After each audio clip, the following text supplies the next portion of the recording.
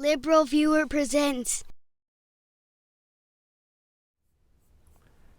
So, welcome to the June 3rd edition of LiberalViewer Sunday Live Clip Roundup. Thanks for joining me.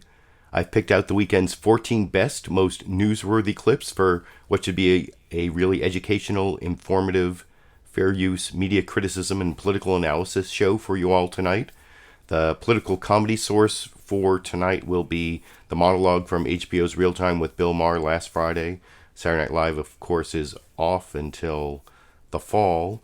And actually, the topic that I'll be covering is Trump above the law, is based on New York Times breaking news on Saturday.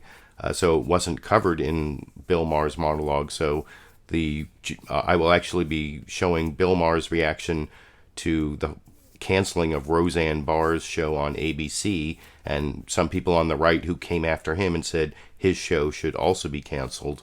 That'll be the first clip I show for the political comedy, but then all the rest of the clips will be on the is Trump above the law issue, which will actually have a lot to do with the Constitution of the United States.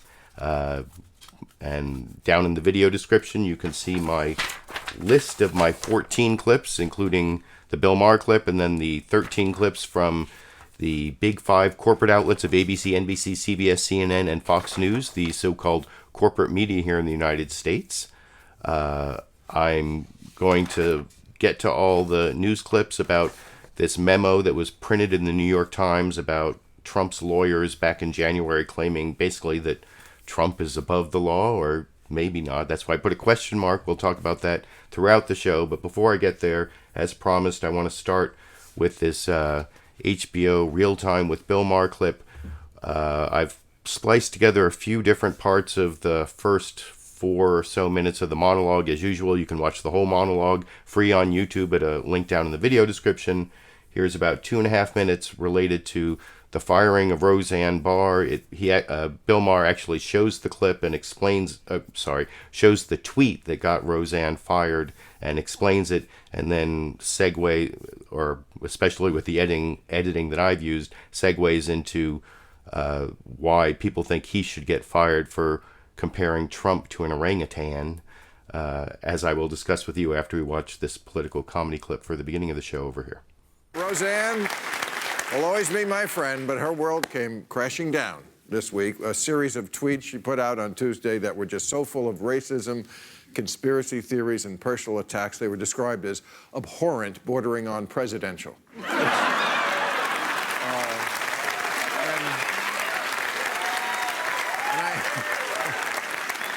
I think this is instructive. The tweet that sealed the deal, I think we all saw it on television, and I'm sure when you first saw this, you had the same reaction I did. I don't have a decoder ring. I have no fucking clue what you wingnuts in your bubble are talking about. Trump responded in kind, the way he always does, by focusing on the real victim, him. He was complaining that ABC never apologizes to him.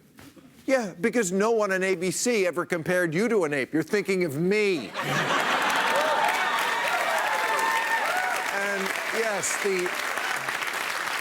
the snowflakes on the right, and yes, there are plenty on the right too, tried to drag me into this, saying I should be fired because I compared Trump to an orangutan. Okay, obviously this is another day where we have to do explaining jokes to idiots.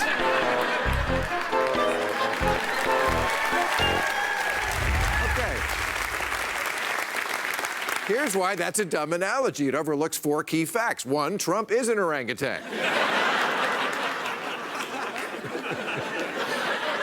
2, white people have not been subjected to a racist trope, comparing them to apes for hundreds of years. 3, my offering Trump $5 million to produce his birth certificate in 2013 to prove that he was not half an ape, which I'm sure you remember he then actually did, sued me, went to court to get that $5 million.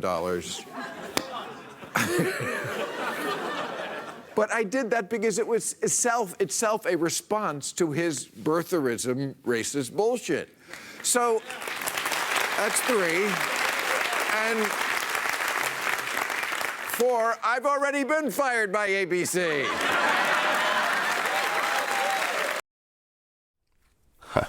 And I agree with all that. Of course, the first reason that there was a difference that Bill Maher used, that Trump actually is an orangutan, well, that's a joke. But the rest of it, I actually agree with all of Bill Maher's analysis, and I thought it was pretty stupid when I saw some people this week calling for him to be fired based on his comparison of Donald Trump to an orangutan versus Roseanne's comparison of Valerie Jarrett to... for some reason, people didn't really care about her being the Muslim Brotherhood part. That was okay, but the Planet of the Apes part, that was, the Islamophobic part was fine, but the racist part, Roseanne had to go. I'm not exactly sure, how it is that these big corporations like ABC draw those different, measure those different value judgments. And I actually watched all the episodes I used to watch the show, and I watched all the episodes of the old show. And I watched all the episodes of the new show, and it was a little bit clanky. So I don't know. Sitcoms just aren't what they used to be, or I don't know. Maybe we're in the post-sitcom age where sitcoms generally don't work as well, especially the ones that aren't partially improvised, like Modern Family and all those shows. Several shows aren't. They either have to have really good writers where they're completely scripted, or there has to be some improvisation. But anyway, getting way off the topic, and I want to get to the actual topic, is Trump above the law? And I am going to commit some legal analysis and refer to my U.S. Constitution. By the way, if you want one of these U.S. Constitutions, down in the video description, you can become one of my Patreon patrons for $10 a month, and I send out a Constitution, and then also the $5 a month level is the #LiberalViewer sticker. You get both at the $10 level, and the same is true if you donate just one time through the PayPal link that's also down in the video description, in case you want to have a Constitution at home when I refer to various things in the Constitution. But why there is this question about Trump being above the law, or the extensive powers that were reported in the New York Times, I'm going to show you some sort of news summary from all 5 of the big 5 corporate outlets, although they didn't all really do news summaries. So some of them I'm going to have to actually take the little sort of teaser, introduction of what the subjects to be covered are from the beginning. I'll do that for Fox News Sunday and for Face the Nation. There is a really big blockbuster revelation in this New York Times memo, above and beyond the extensive, overbroad assertion of presidential power, but I'll discuss all of that with you after we watch the first news summary about what happened. And it's mixed in with some stuff about the North Korea summit and the possible trade war, and I do have a Justin Trudeau clip coming up a little later that sort of puts the trade war and the overbreadth or overuse of presidential power together. But before I get to that, we're going to watch all the news summaries, starting with NBC's Meet the Press this morning over here. Becoming his lawyer, Rudy Giuliani has been a tireless defender of President Trump. This morning, I'm going to ask Mr. Giuliani about the president's extraordinary and perhaps novel legal strategy that argues that the president's powers are essentially unlimited. It recalls President Nixon's infamous claim from the Frost-Nixon interviews that, quote, when the president does it, that means that it is not illegal. So, does this mean that no matter the president's motive for firing FBI Director James Comey, it was legal? And does this mean President Trump will never sit down with Special Counsel Robert Mueller under any circumstance? I also had an exclusive sit-down with Prime Minister Justin Trudeau of Canada after he responded to U.S. tariffs on steel and aluminum with tariffs of his own. You're going to hear his thoughts on what he believes a trade war between neighboring allies could mean. This all comes after a week in which so much of what President Trump did or said was about him. The I alone can fix it president sought to fix nuclear tensions with North Korea by reviving a summit with Kim Jong-un. He sought to fix trade with those tariffs targeting Europe, Canada, and Mexico. It's been a lousy deal for the United States from day one. President Trump is testing the limits of presidential power, picking economic winners and losers. The trade is going to be easy. Rewarding his political allies with pardons. The president has the constitutional authority to do so. And conditioning the public on what he believes is criminal behavior. I suspect that we are on a path where there's going to be an inevitable clash. We're going to get to a point where the Justice Department simply will not go any further. I don't know who gets fired or what happens, but we're going to be, buckle up your seatbelts. On pardons, the president appeared to signal again this week that he will protect allies who refuse to testify against him, pardoning conservative commentator Dinesh D'Souza, who pleaded guilty in 2014 to campaign finance fraud. And he hinted that he will pardon others convicted of campaign finance violations or lying to investigators, charges similar to those leveled against his former aides Michael Flynn and Paul Manafort. On trade, the same day the president welcomed a top North Korean official to the White House with an extraordinary photo op. I don't even want to use the term maximum pressure anymore because I don't want to use that term because we're getting along. Mr. Trump rolled out steel and aluminum tariffs on some of America's closest allies and attacked Canada by name on Twitter. We lose many, many, many billions of dollars with Canada. The policy of grievances is alienating some of America's longtime partners. What went wrong? Angela, what happened? What happened, Angela? Paris? I don't go there anymore. Paris is no longer Paris. Canada has treated us very, very unfairly. Mexico has been very difficult to deal with. As Mr. Trump flexes his presidential muscles and his lawyers say his powers are nearly unlimited. He's the President of the United States. He has all the powers under Article 2. Mr. Trump continues to be obsessed by Russia, tweeting 19 times this week alone. Joining me now is the president's attorney, former New York City Mayor Rudy Giuliani. Mr. Giuliani, welcome back to Meet the Press, sir. Well, it's nice to be with you, Todd. How are you? I'm okay. Let me start. It's okay. Let me start by asking We're not playing about the baseball. memo. Fair enough. Right. Fair enough. But we won't do the last names, Giuliani, right? All right. I included that little clip there that I'll show again when I show Rudy Giuliani's answer to Chuck Todd's first question.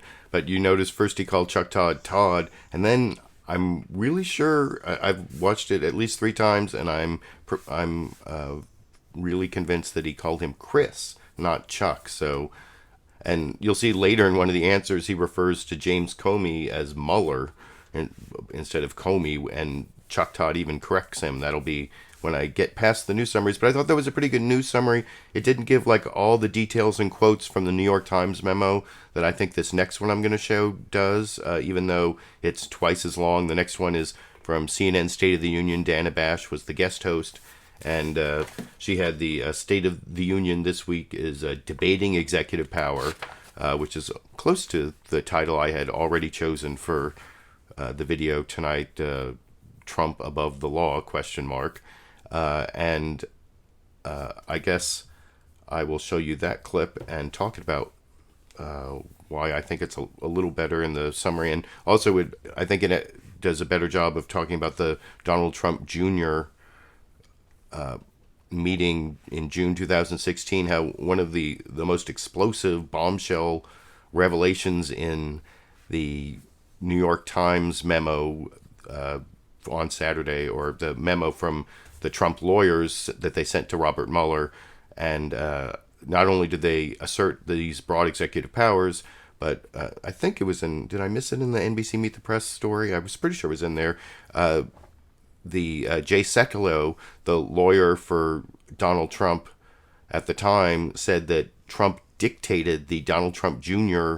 letter explaining what happened in that June 2016 meeting with the Russians. And if that's true, that's like pretty much an admission of obstruction of justice, because that was like a false statement trying to cover up what really happened in that meeting. If you remember the first statement that came, I've been doing this Sunday clip roundup for 5 years now, and I covered that pretty extensively at the time, that Donald Trump changed, like basically put out this cover story. It was a meeting about adoption, and nothing about the campaign came up and then it turns out it was the whole point of the meeting was dirt on Hillary Clinton. And so if Donald Trump dictated that statement, that's pretty much obstruction of justice. And I put I have the 2 obstruction of justice statutes down in the video description. I have let me hold on a second. I have 18 U.S.C. 1505 and 18 U.S.C. 1512. And one of the weird things about this memo from the Trump lawyers is they only talk about 1505, which only applies after an investigation has begun, and they totally ignore 1512, which applies before the beginning of any proceedings as well. And there's even case law on that, and it's like, I don't know what that is all about, but I have been printing if you go back through all my Sunday clip roundups for probably the last year, I've been including those 2 obstruction of justice statutes, and for some reason the Trump lawyers only talked about 1505 and totally forgot about 1512, and that's something I've seen in some articles. And so if you've been clicking on those statutes down in my video description, you would know about that. Or even if you want to look at a Congressional Research Service document that sort of describes it to people who may or may not be lawyers. I also have that document from 2014, Obstruction of Justice, an overview of some of the federal statutes, et cetera, et cetera. So if you really want to know about why Trump or Jay Sekulow pretty much admitted that Trump obstructed justice, even though he said it was a true statement, it was not a true statement. And just because he put the word true there, anyway, it's one of the big bombshell things that happened this week, and I think it was made more clear in the news summary on CNN State of the Union, where, like I said, Dana Bash starts with, "The state of our union is debating executive power over here." Hello, I'm Dana Bash in for Jake Tapper in Washington, where the state of our union is debating executive power. We're getting a new look inside President Trump's legal strategy against the Russia investigation. In a confidential 20-page letter obtained by the New York Times, President Trump's lawyers argue that the president cannot be compelled to testify in the Russia probe, and he has full authority over all investigations. The letter was submitted to the special counsel's team by the president's lawyers in January. It asserts in striking language that the president has sweeping powers, saying that by virtue of his office, the president, quote, could neither constitutionally nor legally constitute obstruction because that would amount to him obstructing himself, and that he could, if he wished, terminate the inquiry or even exercise his power to pardon if he so desired. Now, in an interview this morning, the president's lawyer, Rudy Giuliani, said that the president probably does have the power to pardon himself, but has no intention of doing it. The letter also confirms for the first time that President Trump dictated the misleading statement about the meeting Donald Trump Jr. held in Trump Tower with a Russian lawyer in June of 2016. That admission directly contradicts numerous statements from the president's lawyer, Jay Sekulow, the White House press secretary, Sarah Sanders. They both said the president was not involved. I want to go straight to Preet Bharara, the former U.S. attorney for the Southern. And I'm not showing the Preet Bharara interview, but as usual, down in the video description, there's a link to CNN State of the Union, the entire program. And I think they also have the Preet Bharara interview separately on their website. You can watch that if you want, but I'm committing my own legal analysis, and I kind of explained why that false statement that Donald Trump dictated about the Donald Trump Jr. meeting in 2016 is kind of an admission of obstruction of justice, which may be why the rest of the letter was full of all these claims that the president, can't obstruct justice. And that's the one thing I liked about the NBC Meet the Press summary, where the Richard Nixon analogy, which where President Nixon said, if the president does it, it's not illegal in the Frost interviews. Before I get to the two losing news summaries, Fox News Sunday and Face the Nation, I want to show one more news summary that I also thought was pretty good and also showed the quotes. It's actually even shorter, and I didn't think it was quite as good as the CNN State of the Union news summary, although in the introduction to the show where they talk about the subjects that they're going to cover, and for some reason, my local ABC station cut off the very beginning, but I could see George Stephanopoulos actually started the show saying whether Trump was above the law was sort of one of the topics they're covering. And so ABC came up sort of with the same title I did, although it's not in this clip. This is the news summary, which is about the breathtaking assertion of presidential power and the Donald Trump Jr. Or admission about Trump dictating the letter denying what really happened in that meeting over here. Good morning and welcome to This Week. We want to get right to that blockbuster report in the New York Times, publishing a January letter from Trump's lawyers to Robert Mueller, the most detailed, authoritative, and explicit account yet of the president's legal defense in the Russia investigation. The memo makes a breathtaking claim of presidential power, arguing that the president could not have obstructed justice in the Russia investigation because the Constitution grants him unfettered power over federal investigations. A president, they write, can order the termination of an investigation by the Justice Department or the FBI at any time and for any reason. The lawyers also argue that the president's cooperation to date means he does not have to speak with Mueller. In light of these voluntary offerings, they write, your office clearly lacks the requisite need to personally interview the president. Having him testify demeans the office of the president before the world. And the letter confirms for the first time that President Trump personally dictated a misleading statement for his son, Don Jr., about that infamous Trump Tower meeting with Russian officials promising damaging information about Hillary Clinton. Those are the headlines. Let's dig into it now with the president's lead attorney, Rudy Giuliani. Mr. Maher, thanks for joining us this morning. I let that keep playing because you see when Rudy Giuliani was introduced, he did that like weird laugh I talked about last week. And what is that about? But you saw the same basics, not quite as good as I said for the previous clip, but another good news summary. And all three of those last news summaries I thought were good. On Fox News Sunday this morning, they did a really brief summary of the breaking news from the New York Times, which it's not really breaking on Sunday. It came out in the New York Times on Saturday, but it didn't make it into the original summary of the topics. The only thing was, will Trump give in to Mueller and testify? You'll see, and it's in the midst of all these other topics, which, you can decide whether the looming trade war and the North Korea summit are bigger topics than the Trump asserting that, or the Trump team asserting Trump is above the law, and also kind of admitting that he obstructed justice. And the whole thing about the Donald Trump Jr. meeting, that doesn't show up in the Fox. I don't think it showed up on Fox News Sunday at all.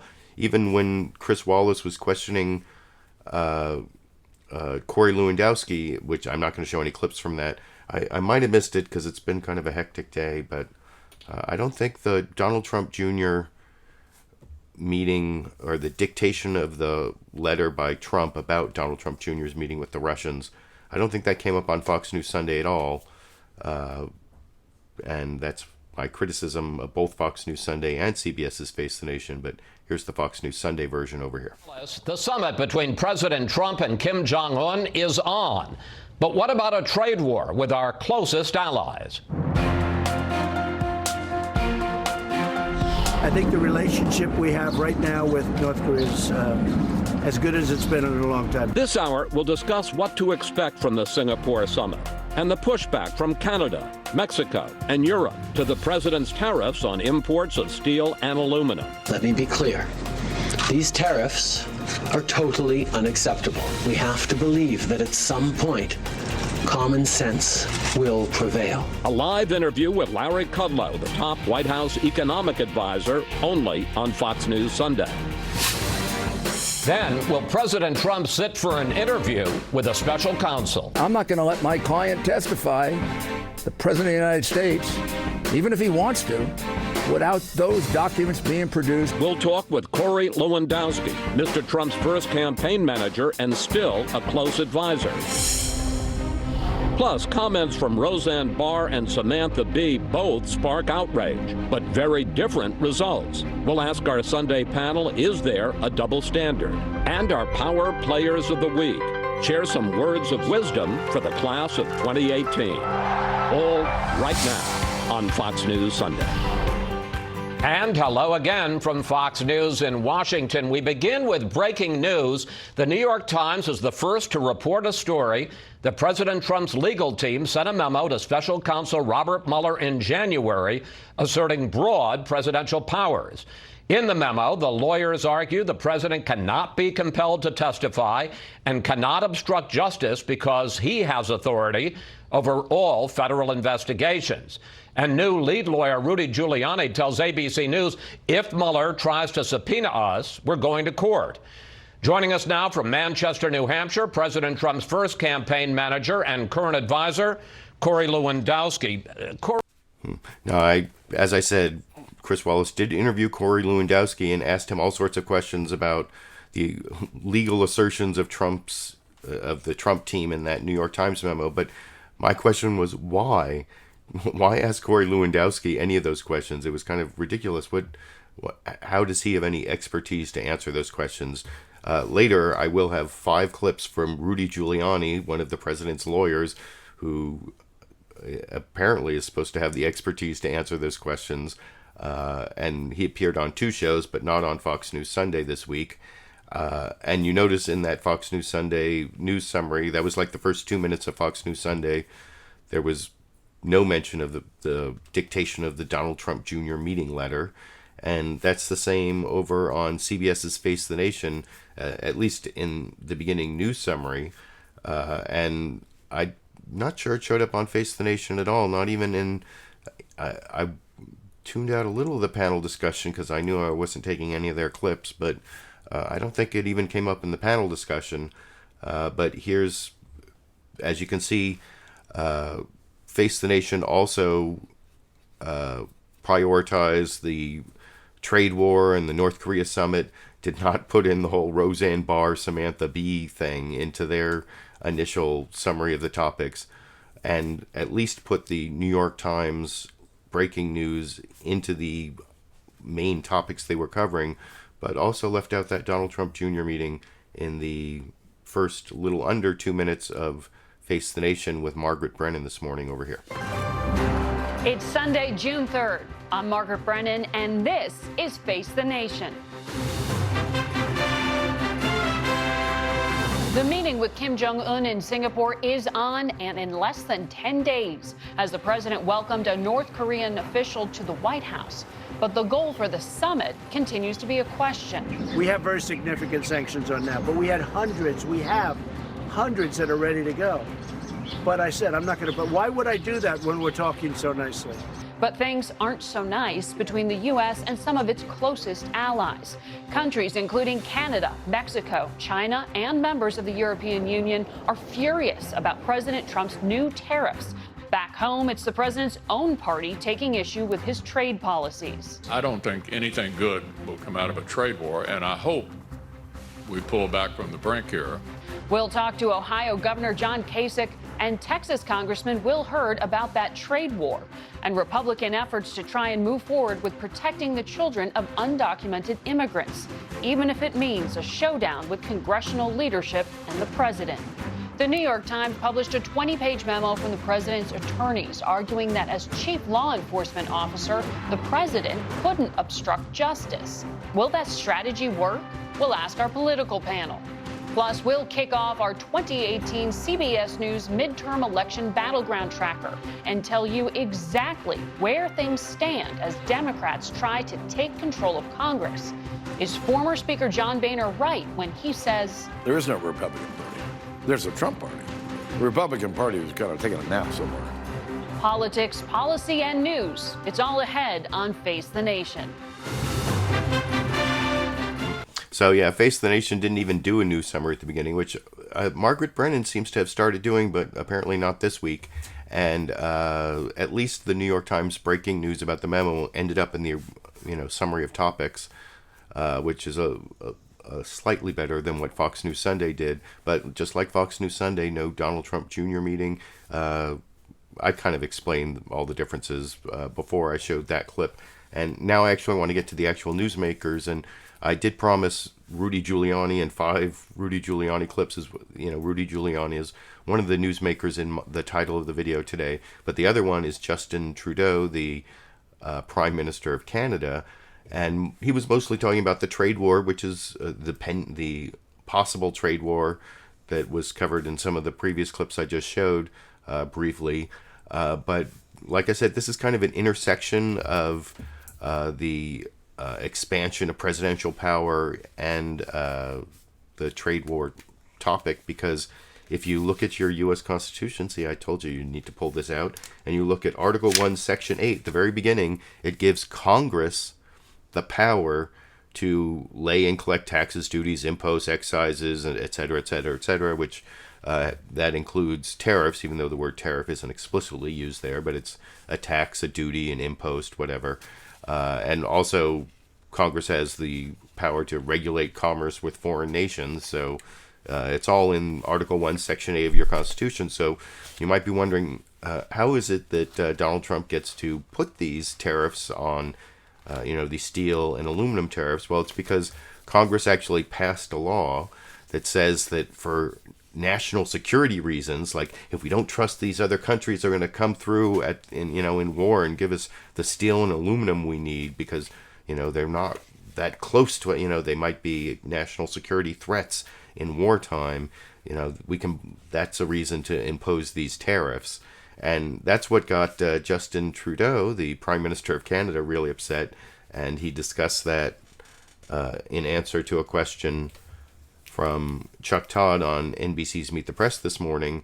And it is kind of a bogus use of presidential power to claim that Canada is a national security threat. And so I do think it fits into the overall topic, even though it's not about the New York Times memo, or the memo that broke in the New York Times on Saturday from the Trump lawyers. But I will discuss this Trudeau clip with you after we watch it together over here. Your reaction felt as if you felt jilted, as if you felt like Canada got like, wait a minute, we've done all these things for the United States over the years, and this is how you treat us. It came across as if you felt as if Canada was being taken advantage of. Obviously, we've watched this president operate and worked with him over the past year, and we know that he prides himself on being unpredictable from time to time. So that's not really the crux of it. One of the things that I have to admit I'm having a lot of trouble getting around is the idea that this entire thing is coming about because the president and the administration have decided that Canadian steel and aluminum is a national security threat to the United States. Now, first of all, the idea that our soldiers who had fought and died together on the beaches of World War II, and the mountains of Afghanistan, and have stood shoulder to shoulder in some of the most difficult places in the world, that are always there for each other, somehow this is insulting to them. The idea that the Canadian steel that's in military vehicles in the United States, the Canadian aluminum that makes your fighter jets, is somehow now a threat. The idea that we are somehow a national security threat to the United States is quite frankly insulting and unacceptable. What do you feel as if the president wants from you? So there you can see how this overexertion of presidential authority not only has negative effects domestically that I'm about to discuss with all these Rudy Giuliani clips, but there are foreign policy consequences as well to Trump being kind of out of control in the way he's this isn't on the same level as a constitutional crisis because, like I said, Congress actually gave this power to the president, and they gave it not just to Trump, but to all U.S. presidents. It's just that Trump is using it in kind of a bogus way, claiming that Canada isn't. It's like a South Park joke, blame Canada. I think I saw blame Canada as the chyron on some show. This one might have been AM Joy, or it might have been one of the Big Five corporate outlet shows that I use every week. But now I want to get to the meat of the show, the Rudy Giuliani clips, mostly from Meet the Press, but one from ABC's This Week, where basically Rudy Giuliani tries to defend. At one point he says 80% he'll defend what these other two lawyers, Jay Sekulow and John Dodd, was that his name? I remember Dowd, John Dowd was the other lawyer. John Dowd has quit. Jay Sekulow is still one of the president's lawyers. And here's Rudy Giuliani trying to explain this broad claim that basically the president can't obstruct justice. And it starts with that same clip I showed where Rudy Giuliani apparently can't remember Chuck Todd's, well, first he calls him Todd instead of Chuck, and then I believe calls him Chris in this first NBC News Meet the Press clip of Chuck Todd questioning Rudy Giuliani about some of the more overbroad exertions of executive power revealed in the New York Times yesterday over here. Becoming his lawyer, Rudy Giuliani has been a tireless defender. Sorry, wrong clip. here you go. Former New York City Mayor Rudy Giuliani. Mr. Giuliani, welcome back to Meet the Press, sir. Well, it's nice to be with you, Todd. How are you? I'm okay. Let me start. It's okay. Let me start by asking We're not about playing the baseball. memo. Fair enough. Right. Fair enough. But we won't do the last names, Giuliani, right? All right. All right. All right, from the memo in the New York Times, it remains our position that the president's actions here, by virtue of his position as the chief law enforcement officer, could neither constitutionally nor legally constitute obstruction because that would amount to him obstructing himself, and that he could, if he wished, terminate the inquiry or even exercise his power to pardon if so desired. As you heard me refer, it has echoes of Richard Nixon's infamous argument that he said that when the president does it, it is not illegal. Is that the argument here, sir? No, it isn't. You know, first of all, I didn't make the argument, but I agree with most of it. As any lawyer, I probably would have organized it differently. I look at the obstruction part of the argument this way. He didn't obstruct, and we can win it on the facts. If a prosecutor is looking at an act such as, let's say, firing Comey, and there are 5 explanations for it, 4 of which are innocent, and the president has asserted each one of those positions, and one is obstructing the investigation, although he contradicted that and made clear he didn't in his interview with Lester Holt, which is unfortunately seized on by the special counsel selectively.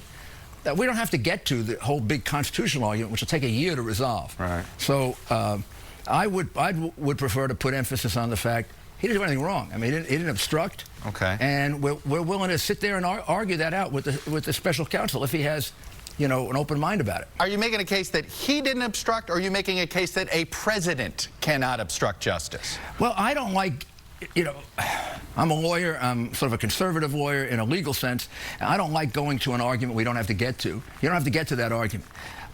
I can't imagine. I mean, I don't know exactly how the court would resolve that. You never want to say he can't ever, because you open too wide a floodgate. Mm-hmm. You might want to say he has very broad powers, and somebody who wants to question that under Article 2 has a big, big burden of showing that there is no innocent explanation for what he did. They just can't do that. So I would like to convince them to exercise some, you know, constitutional restraint here. All right, let me ask this, because it's also from the statement. Let's unpack this again. You say that he could terminate the inquiry. Does this mean he can terminate any federal investigation? Is that the argument here? Any federal investigation he can terminate? Yeah. I mean, that is pretty clear. I mean, the power of the Attorney General, he's a presidential appointee. When I was a U.S. attorney, I had the power of I was appointed by President Reagan. Nobody ever attempted to terminate an investigation. It would have probably been a scandal of immense proportions, unless I was being an idiot. So that's a very unrealistic thing. But if you're asking in a theoretical sense, I mean, it could lead to impeachment. It could lead to, I mean, if he terminated an investigation of himself, it could lead to all sorts of consequences. But constitutionally, you're making the argument that you think constitutionally he could, is what you're saying. I'm saying constitutionally, it sure looks that way. I haven't made that argument. Right. You don't have to make that argument. That's not involved here. What's involved here is a simple exercise of constitutional power with very good reasons for it. And you can always come up, if you want to, with some non-innocent reason. Does that mean constitutionally the president can order any... So that argument is pretty much bogus. I mean, I guess the thing is that the issue comes up so rarely that there isn't a lot of case law on, like, you know, can the president pardon himself? Never happens, so no case law. Which I'll show some more discussion of that a little bit later. And, you know, can the president obstruct justice, though? I mean, there is significant amount of case law that contradicts what Giuliani was arguing there.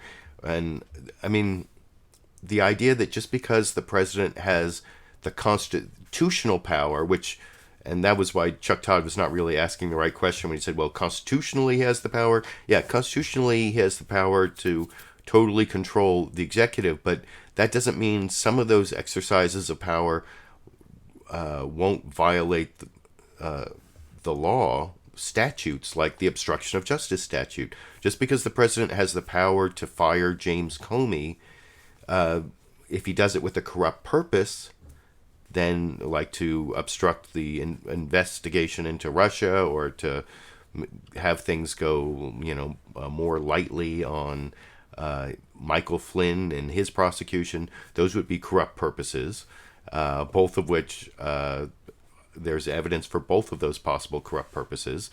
Just because he has the power to fire James Comey doesn't mean he has immunity from the obstruction of justice statutes if he does it with a corrupt purpose, just for the same reason he doesn't have immunity from the bribery statutes if someone paid him, $10,000 to fire James Comey, and then he used his executive authority to fire James Comey.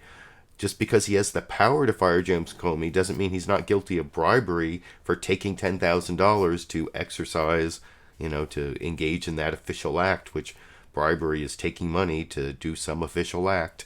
And an official act is something that you have a power to do. So it's just a totally bogus argument from Rudy Giuliani to that extent. And the next two clips I want to show, one is from Meet the Press and one is from ABC's This Week with George Stephanopoulos. And they're both on this stunning admission from Jay Sekulow in this January letter that was released in the New York Times, the memo released yesterday, where Jay Sekulow basically admits that Donald Trump dictated the letter that was false, although Jay Sekulow said it was a brief true statement about what happened at the Trump Tower meeting in June 2016. And as I've explained already, it was a totally false claim about what happened, being about adoption and not about getting dirt on Hillary.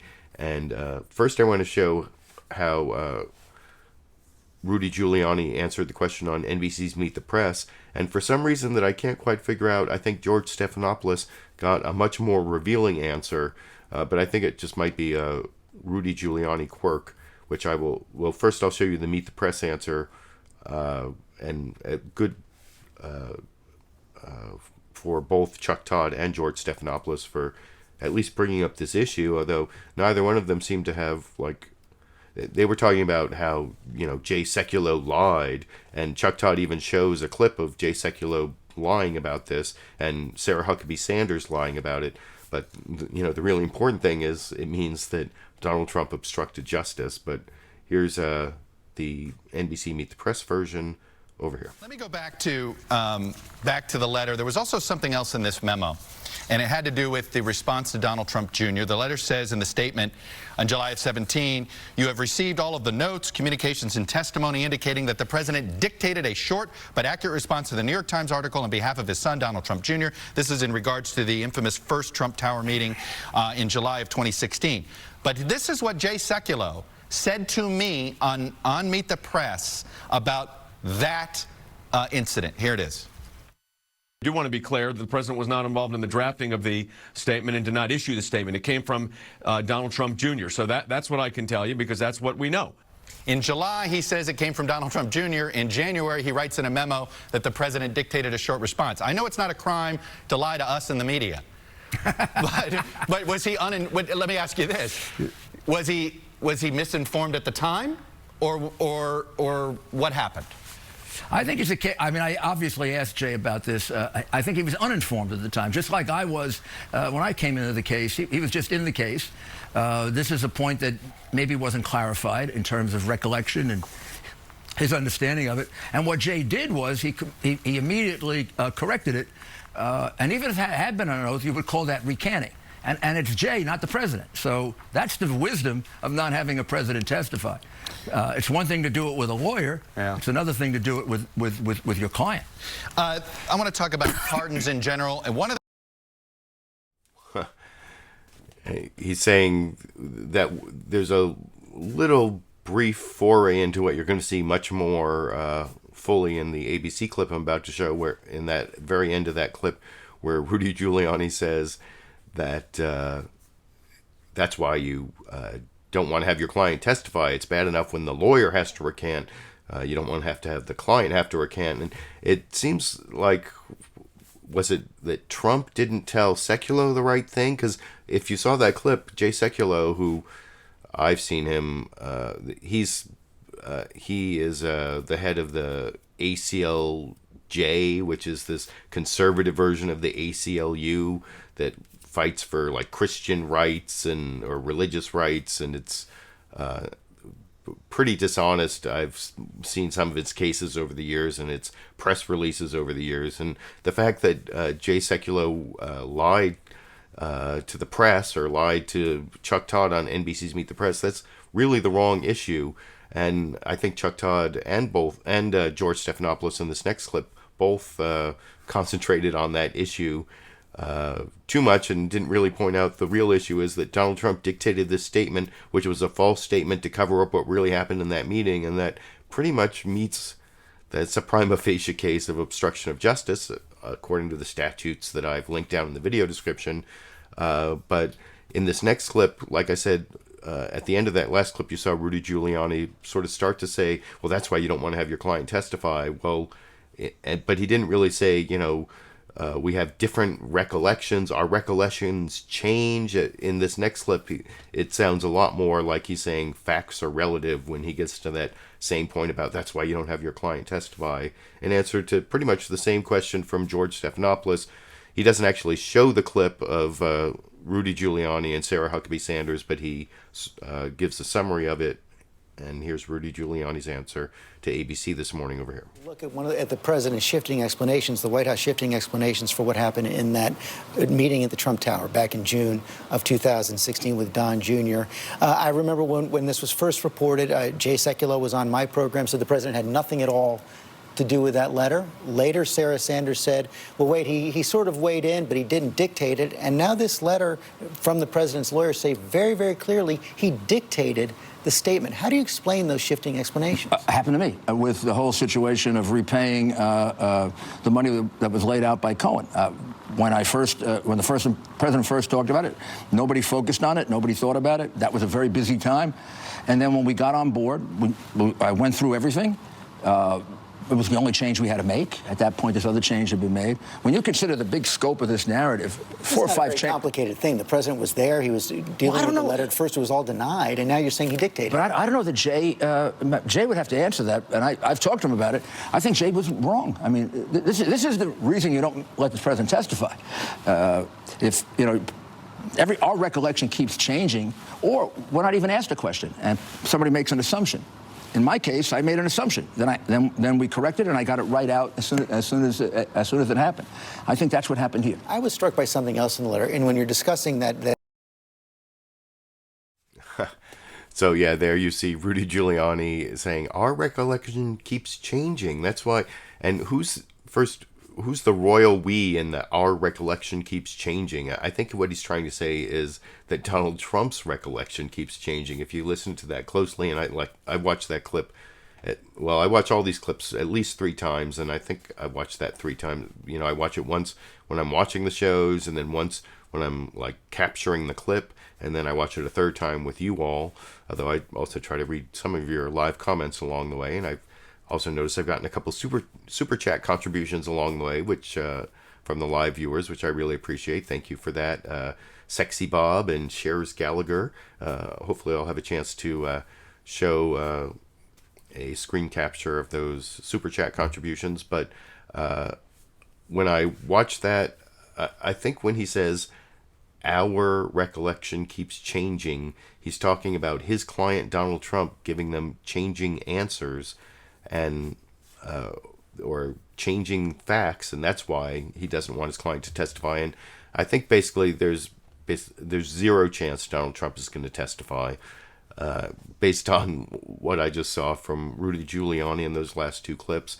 And I appreciate George Stephanopoulos and Chuck Todd asking about Jay Sekulow lying to us about what Donald Trump did in terms of that letter about the Trump Don Jr. meeting with the Russians, but neither one of them seem to have really grasped the obstruction of justice inherent in writing a cover-up letter. The president has, basically, if that's true that he wrote that false statement about what happened in the June 2016 Trump Tower meeting with Don Jr., as I've said several times now, that is obstruction of justice. So maybe he's planning to pardon himself. That was another thing that was kind of bizarre in this letter. They claimed that the president has the power to pardon himself, something that's never really been litigated. Well, here is Rudy Giuliani talking to Chuck Todd on Meet the Press about that issue. And this is the penultimate, second to last Rudy Giuliani clip before I get to two different Republican reactions to what's going on. First, Kevin McCarthy, who is the Republican Majority Leader, will be Speaker of the House if the Republicans still have control of the House. Most likely will be Speaker of the House in January 2019, although I don't think the Republicans are going to keep control of the House. But if they do, Kevin McCarthy will be the Speaker of the House, and then I'll have like a non-Kool-Aid drinking Republican, Will Hurd, as the final clip before the bonus Sandy clip. And Sexy Bob, I saw you posted all those pictures of kittens. I do have a brief sighting of the cat in a still photo, and I will explain at the end when I show that still photo why you may have a more in-depth look at the kitten. But anyway, here is the Rudy Giuliani discussion of why the president maybe could pardon himself, but it would be a bad idea over here. I want to talk about pardons in general, and one of the arguments in the memo is that the president could essentially end this with the power of pardon. Do you believe the president could also pardon himself? Well, it's not going to happen. So it's a hypothetical point. I think the presidential power, there's nothing that limits the presidential power of pardon from a federal crime, not a state crime. President Trump is not going to do that. He's obviously not going to give up any of his pardon powers or any other future president's pardon powers. But under these circumstances, he's not going to do that. Then why put it in the memo? Why put it in the memo, though, if he isn't going to do it? Was it a threat? Is this a veiled threat to Mueller? Hey, buddy, you push it too far. Look what we could do. We could end your probe. Well, you're not asking the guy who wrote the memo, right? Fair enough. I'm not sure I would have written that, Chuck. I think it's sort of a hollow promise. It comes across, you think it does come across as a threat, or you worry that it may be interpreted as a threat? Almost impractical. You know, the guy, the president of the United States, pardoning himself would just be unthinkable, and it would lead to probably an immediate impeachment. You know, you get the House, Senate would be under tremendous pressure. President Trump has no need to do that. He didn't do anything wrong. This is a terrible investigation. It is. If you're not supposed to interfere with the president, theoretically, they are interfering with the president, American foreign policy, and the world directly. By the way, with North Korea. If Robert Mueller comes to you and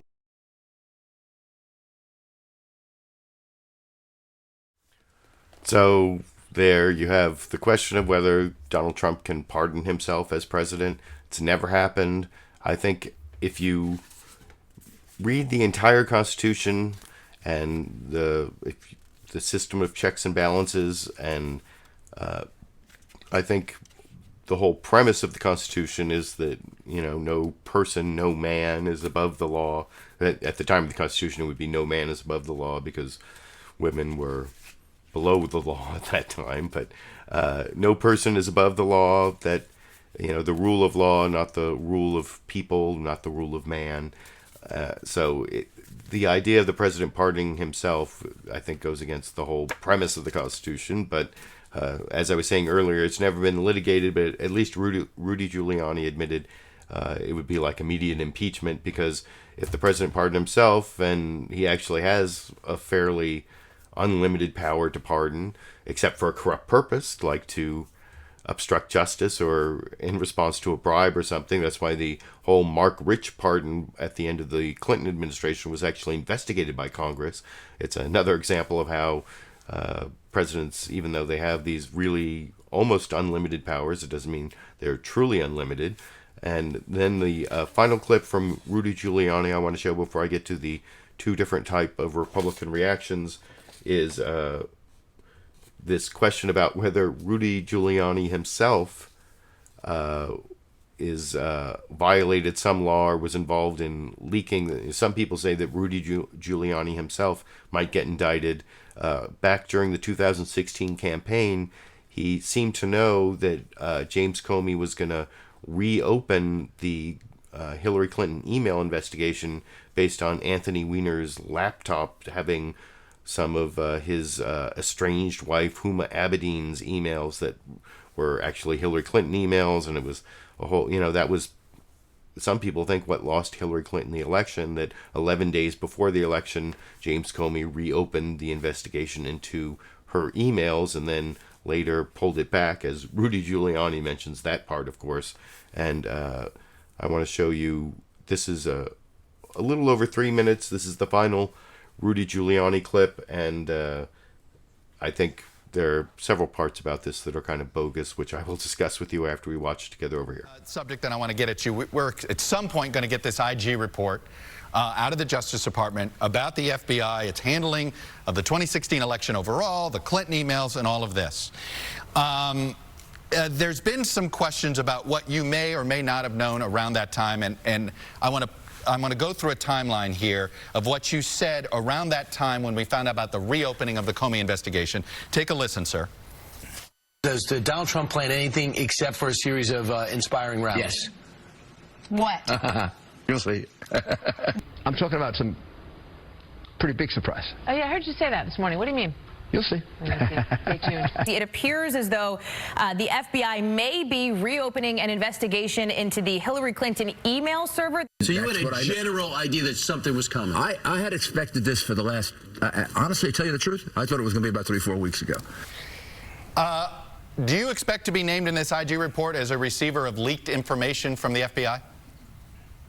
Oh, no, absolutely not. No, impossible. I didn't get any leaked information from the FBI. You had no prior knowledge. You had no prior knowledge that that Anthony Weiner was going to trigger the start of a no idea at all that Weiner. No idea that Weiner was involved in this at all. Had no idea they're going to reopen it.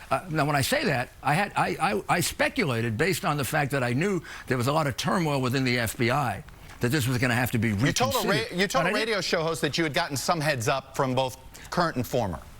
No, all current guys working, but not necessarily with the FBI. I do security work all over the world, and I use FBI agents, and I consider them current people. People haven't retired yet, and then I have retired people. Right. So the fact is, we had all, our little kitchen cabinet had all speculated that Muller did a horrible job, which is what I think the focus of the Horowitz report's going to be. Did a horrible job with the Hillary investigation. I assume you were referring to Comey, not Muller. You said Muller. I assume you meant Comey. I'm sorry. Oh boy, yeah. Please, I mean Comey. That Comey did a terrible job with that. That he cleared her and condemned her at the same time. Were you questioned by the IG? I was questioned once, and they were very satisfied with the answer, which is the same answer I gave contemporaneous with the events, which is that surprise I'm talking about were the ads that we were doing for the end of the campaign, where we were going to buy a tremendous amount of time, unlike anything we had ever done before. And I didn't even point out, but they were targeted at the key states. I was even able to show them a memo, a contemporaneous memo I have. So that had nothing to do with giving a heads up or a potential heads up. No heads up. I had a speculation. I also had a speculation, believe it or not, when he reopened it. I told the president, don't praise him because this guy there's something wrong with Jim. He used to work for me, great guy, but there's something wrong with him now. All right. He's become some kind of a crazy Machiavellian politician. And he's going to pull this back. And lo and behold, a week later, he pulled it back. Now, I didn't have word he was going to do that. But look, I've been in this business for 40 years, and like you do, you develop instincts. Okay. Mr. Giuliani, I will leave it there. So I leave it to you to decide as the crazy Machiavellian politician if that applies more to James Comey or Rudy Giuliani.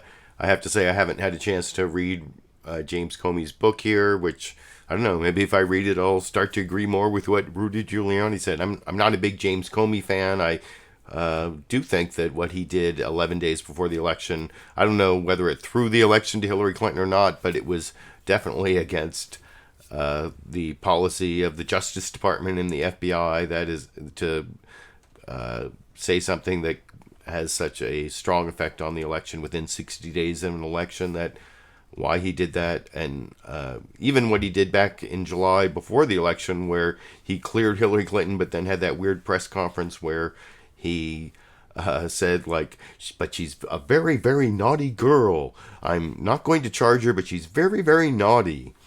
And I'm not a big fan of James Comey, but that seemed a little overboard from Rudy Giuliani anyway. And I think he was trying to come up with some sort of loophole there that he didn't hear it directly from the FBI. He heard it from someone who heard it from the FBI, or someone who was retired, not current, or there seemed to be some sort of like weird machinations involved in that part of the answer.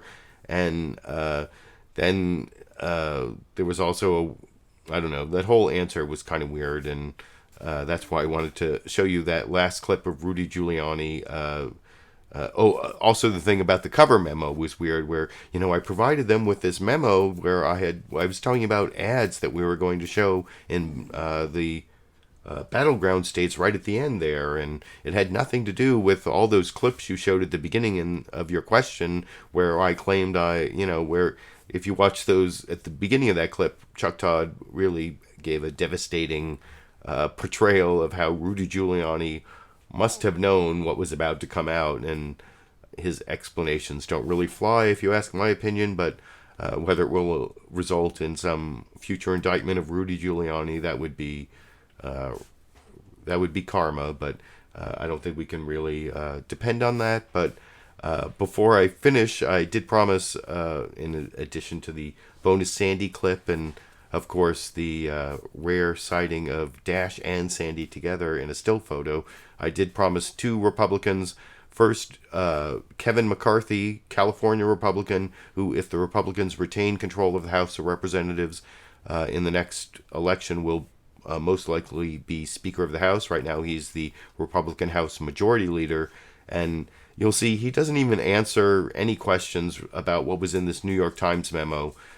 He was about the president's broad assertion of executive power, and how Trump basically lied about not dictating the Trump Jr. memo, Trump Jr. statement on what happened in the Trump Tower meeting in June 2016. All he says is no collusion, no collusion. It sounds, he's basically, like I said, he has drunk the Trump Kool-Aid, and that's why I want to show the entire 6 minutes, 8 seconds of Dana Bash on CNN State of the Union, trying to get a straight answer out of Kevin McCarthy, which she basically is unsuccessful doing. He never answers the initial question she asked at the beginning of the clip over here. Joining me this morning, we have a lot to get to. I actually want to start with the news about this letter that the president's lawyers wrote to the special counsel back in January. His legal team admits that the president himself dictated that statement on the Trump Tower meeting. And this is what the letter says. It says, quote, the president dictated a short but accurate response to the New York Times article on behalf of his son, Donald Trump Jr. That's a direct contradiction to what the White House said last year. Take a listen. That was written by Donald Trump Jr. and I'm sure in consultation with his lawyer. So that wasn't written by the president. The president didn't sign off on anything. The president was not involved in the drafting of the statement and did not issue the statement. It came from Donald Trump Jr. He certainly didn't dictate, but, you know, he, like I said, he weighed in, offered suggestion like any father would do. Mr. Leader, are you bothered by the fact that the White House lied about the president's involvement here? Dana, first of all, thank you for having me. Look, the one thing I have found, this has gone on for more than a year. Millions of dollars has been spent. The White House has been cooperating all the way through. This was all based upon, was there collusion involved in the election? Everyone has looked at this as there's no collusion going forward. Mr. Leader, I understand that those are the talking points, but this is a specific question. Are you concerned that the White House, you heard the sound bites, you saw the statement from his own lawyers, they lied? Yet, does that concern you? They could go on with the investigation. What I was concerned most about, like most Americans, was there any collusion? There was no collusion. This has gone on for more than a year. It's been investigated in so many different manners. What I'm really concerned about is, look at what our economic numbers are. Look at North Korea's meeting going through. Look at the trade discussions we're having. And this is the number one question we're following through. Let them walk through their investigation. But I think if there's no collusion, it's time to wind this down. Okay. You don't want to answer the question about the lies. We're going to talk about the economy in a second. But let me talk just even more broadly about what the White House legal team, the president's legal team asserted in this letter, and that is that the president can't be subpoenaed to testify. He can't commit obstruction of justice for firing DOJ officials. He could even potentially shut down the Russia investigation if he chooses to do so. That sounds like a president who, at least his legal team thinks he's above the law, or at least he doesn't see the rule of law maybe the way others do. How do you view those statements? That's the action of the legal team moving forward. Let's look at the action of what the White House has done. They have cooperated fully. The president said, let's get to the bottom of this. They have walked through this. We have spent millions of dollars on this. We have investigated it in the House. We have investigated it in the Senate. We are looking for, is there any collusion? And there has been no collusion moving forward. I'll think the legal teams can argue about what they can and cannot do in the process, but the one thing I have found is that the White House has been cooperating. Okay, that might be fair that the legal team can make the argument, but you could be the next Speaker of the House. That is a constitutional role, second in line to the presidency. So the Constitution vests incredible oversight responsibility in you, in the House of Representatives. So your opinion matters here. Does the president, any president, have the sweeping powers that his legal team argues he has? Well, I think the Supreme Court could make the argument there. The Constitution says the only thing within here that the House has is about impeachment. So I think what the argument is going forward is, was there any collusion going through? And that's exactly what the House looked at. That's exactly what the Senate looked at. And even if you talk to Republicans and Democrats, they have found no collusion in the process.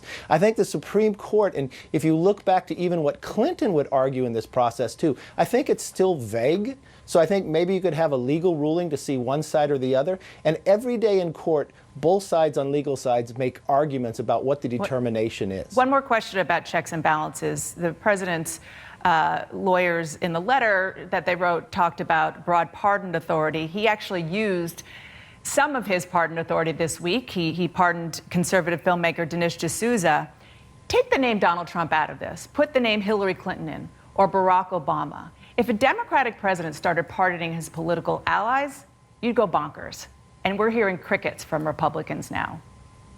What happened to checks and balances? Well, I also watched. That's exactly what checks and balances are. The president has the power of the pardon, just as he pardoned a boxer because he was African American, was put illegally because he married a white woman. Did you talk about that pardon as well? We did. But I think the president has the power to pardon. That is part of the process of checks and balances, and also part of checks and balances. That is why the House looked at, was there any collusion in the process? We've gone on for more than a year. But this is separate. This is about pardoning his political allies. This isn't about Russia, just more broadly. Is that the basis why the president pardoned? I mean, that would be a question for the president. Does the president have the power to pardon? Just as presidents have before them pardoned individuals going forward. We will look at where the president goes in the pardon, but the question is very clear and constitutionally. The president does have the power to pardon. Do you think he has the power to pardon himself? What do you think? I don't believe that'd be a legal question. The president is not saying he's going to pardon himself. I don't know why we're walking through hypotheticals here in this process. The president has never said he'd pardon himself. I don't know where the president would go forward pardoning himself, but I don't think a president should pardon themselves. Yeah, the only reason I asked is because it was brought up by his legal team in that letter. Let's move on to what your former... So all we get from Kevin McCarthy there, Republican from California, about whether the president should be able to pardon himself is, I don't think he should be able to. I saw some reporting that he said that might lead to some impeachment problem. But I think mostly what you saw from Kevin McCarthy there, the possible next Speaker of the House, if Republicans retain control of the House of Representatives, is he just kept saying in the answer to every question, well, there's no evidence of collusion, no collusion, no collusion. In fact, if you go back and watch that last clip again and you drink every time Kevin McCarthy says no collusion, I think you're going to end up pretty drunk just from that one clip. I know there's some people who do some weird drinking games from my LiberalViewer Sunday live clip roundup. I don't know why that is, but I just thought I would point that one more thing out about the Dana Bash questioning of Kevin McCarthy. And she also showed the clips from both Jay Sekulow and from Sarah Huckabee Sanders lying to the public about whether Donald Trump dictated the Don Jr. meeting statement, but again, not pointing out the more important fact that that is basically a prima facie case of the Trump himself, Donald Trump, President Donald Trump, obstructing justice if he personally dictated a statement that was a false statement, trying to cover up what really happened at the Trump Jr. meeting with the Russians in June 2016. As I've said, is that like time number 6 I've said that? And anyway, before I finish the show, I want to show one more clip from, this is CBS's Face the Nation. This is Representative Will Hurd, a Republican from Texas, who's on the Intelligence Committee, which is, the Republicans have not done a good job in the House Intelligence Committee of remaining nonpartisan. But in this next clip, Will Hurd sounds a little more reasonable than Kevin McCarthy in that last clip. He doesn't sound like he's actually drunk the Kool-Aid. He seems like open to the idea that the House of Representatives might actually react to bad behavior on the part of the Trump administration, as I will discuss with you after we watch this final clip together over here. I want to quickly ask you about this New York Times obtained letter from the president's attorneys laying out their argument, saying he, as president, has complete control over federal investigations, cannot be compelled to testify, and could not have obstructed the FBI's probe into Russian interference in the 2016 election. Sitting on House Intelligence as you do, what do you make of this argument? Well, this is going to be something that's going to be sorted out through the judicial system. And I'm not a lawyer, but one of the things I've learned is if you're innocent, act like you're innocent. And Bob Mueller should be allowed to continue his investigation and turn over any stone and pursue any lead. Should the president be compelled to testify to Bob Mueller, the special counsel? Again, I think this is going to be a judicial issue that figure out what can he be compelled to do.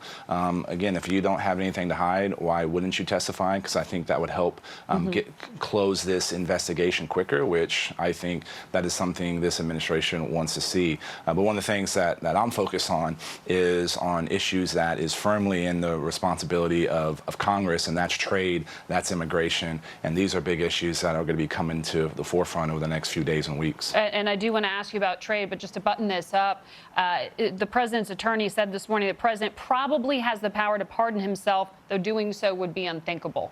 What would happen in the House if the president tried to do that? What would the political ramifications be? Look, I think that would be a terrible move. I think people would erupt. I think even thinking about trying to fire Mueller is a bad move politically. So I hope we don't have to get to that point. And it's hard to predict what would happen, but that would create outrage on both sides of the political aisle. Let's get to that issue of trade you brought.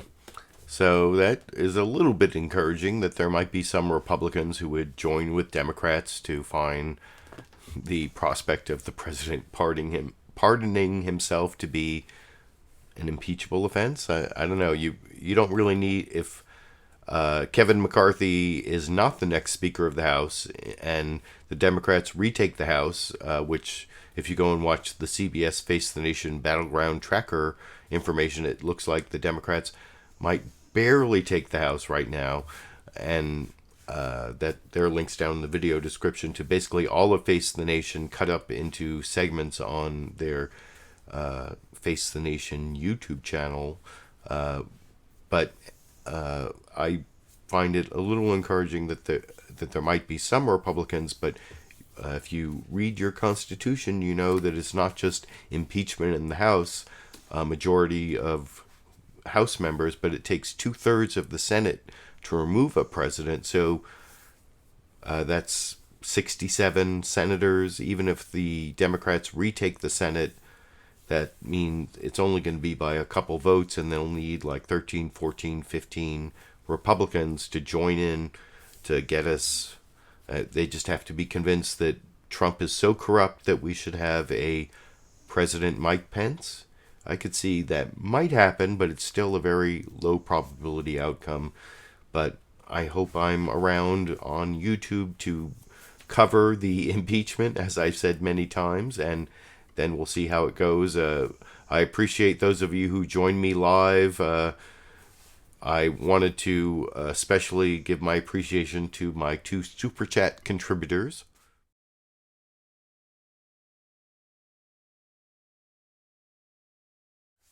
Shares Gallagher and Sexy Bob, who I mentioned earlier. Sexy Bob had asked about, or had posted all those kitten or cat emojis or whatever, and I had promised, here is the rare Dash and Sandy still photo. I do have a really in-depth look at Dash that I'm hoping to upload and give access to Sexy Bob and other people who are interested in the Dash fans out there, the cat people, I guess. That video was actually taken by my daughter, and I haven't had a chance to ask her about it, and I want to get her permission first, but it's been a hectic week. She just graduated high school this week, so hopefully by next week I may have that uploaded and available, but you can see I did give the rare still photo of Dash and Sandy together, and for the Sandy fans out there, here is Sandy coming in. Now she's like lying down snoring over there. You probably can't hear that. It's not that loud, but here's when Sandy came in at the beginning of the show over here. Let's get going. Ready for the show? Let's go. Oh, let me get this out of your way. Come on, lie down. Lie down, Sandy.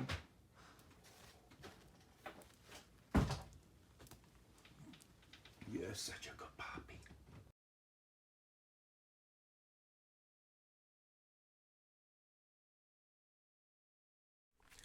So that's the bonus Sandy clip for the Sandy fans out there. I hope you all appreciated the clips I picked out and my media criticism and political analysis, and I even committed some legal analysis and constitutional law analysis. And if you appreciated the clips I picked out and all the rest of it, you can give me a thumbs up, give me a supportive comment. You can become one of my patrons on Patreon at that link down there. Give me a direct contribution on PayPal, like I saw one person already did during the live broadcast. Or anyway, I will be back next week, probably around this same time. And until next week, or until I have some reason to upload an edited, produced video, maybe when that masterpiece cake Supreme Court opinion comes out, I might do a special live stream about that. We'll see what happens. But until then, I guess I will be seeing all of you around the internet.